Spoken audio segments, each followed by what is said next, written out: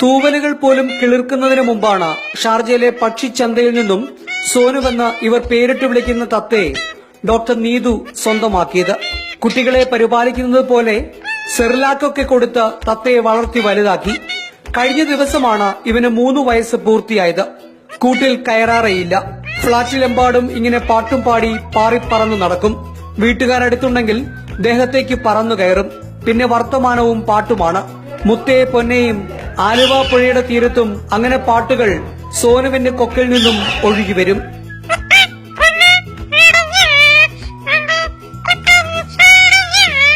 പാട്, ഞാൻ പേടിപ്പിക്കൂട്ടോ. പാട്ട് പാടേ.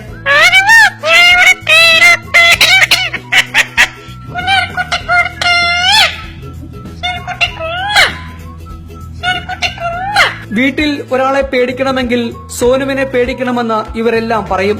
എന്തെങ്കിലും പറഞ്ഞാൽ അതുപോലെ സോനു ആവർത്തിക്കും. മെയ്ഡ് അംബിക ആള് ക്ലീൻ ആക്കുമ്പോഴും വെറുതെ ഇരിക്കുമ്പോഴൊക്കെ എപ്പോഴും പാട്ടുപാടും അല്ലെങ്കിൽ എപ്പോഴും ഓരോന്നൊക്കെ പറയിക്കും. അത് മുഴുവൻ ആൾ അതേ സൗണ്ടിൽ തന്നെ റിപ്പീറ്റ് ചെയ്ത് പറയും. കഷ്ടപ്പാടുകളൊക്കെ സഹിച്ച് വളർത്തി വലുതാക്കി വലിയ പാട്ടുകാരനാക്കിയ സോനുവിന്റെ മാർക്കറ്റ് വില അത്ര മോശമൊന്നുമല്ല. 100 ദിർഹത്തിന് വാങ്ങിയ തത്തയ്ക്ക് ഇന്ന് 10,000 ദിർഹമാണ് മതിപ്പു വില. ക്യാമറമാൻ ജോബിൻ ഇഗ്നേഷ്യസിനൊപ്പം ഐപ്പു വള്ളികാടൻ, മാതൃഭൂമി ന്യൂസ്, ദുബായ്.